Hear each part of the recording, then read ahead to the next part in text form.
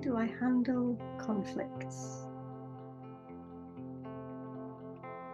So it can look like conflict is the nature of humans. We don't have to look very far in our world, whether it's our personal life, our community, our country, or globally, to find examples of conflict between humans.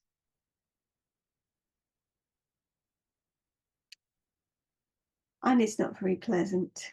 I don't think most of us don't enjoy conflict, and this is a question we get asked a lot because it does arise in communities and community groups, and because when it arises, we'd like to resolve it.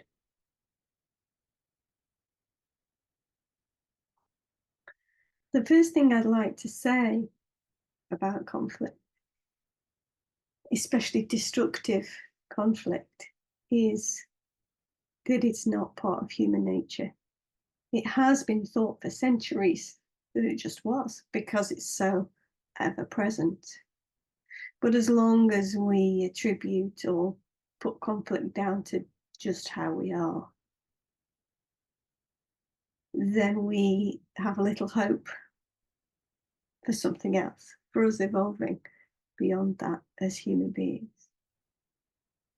And more recently, there's been a growing interest in the idea that constructive conflict is in our nature as humans. Constructive conflict brings with it the opportunity to grow and learn and open to new perspectives, and that the process of resolving conflict is actually a positive one because new possibilities are created and constructive conflict lives in the space of possibility. Destructive conflict, however, keeps things stuck as they are. And it's something that can actually bring projects and communities and harmony to an end. So it's no small thing in our community groups. So it can be really helpful to know that destructive conflict is not in our nature. And constructive conflict is not to be afraid of. So when we're a group that seeks to understand our true nature, those qualities deep within each of us, we increase the likelihood that our conflict is actually constructive. Because we're coming from a place within ourselves that's closer to our true nature than to the competitive nature that can sometimes arise when we're afraid of difference, or we're afraid of somebody having a different opinion to us. And the skills that we can bring when conflict does arise, whether it's constructive or destructive, that really do ask us to come to that from that place. If you're particularly interested in playing a role in your community or in your community group of resolving conflict so that you have the skills, then there are skill sets related to the roles of mediation, the role of negotiation and of facilitation that are well worth checking out.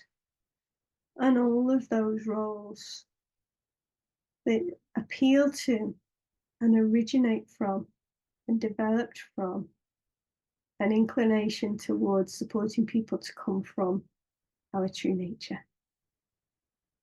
They are harnessing the technology within humans to support cooperation and collaboration and constructive conflict.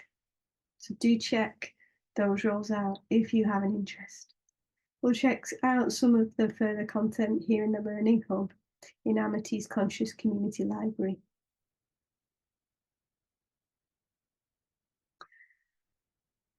So, in its simplest form, I would say if there was one thing that we could do when conflict does arise, either constructive or destructive, is, as much as we possibly can, be connected to our nature, to our true nature. Because when we meet conflict with peace, the peace will always be more powerful. When we meet conflict energy with conflict, it creates conflict, and the conflict amplifies. When we meet conflict with peace, the conflict has nowhere to go and it dissolves.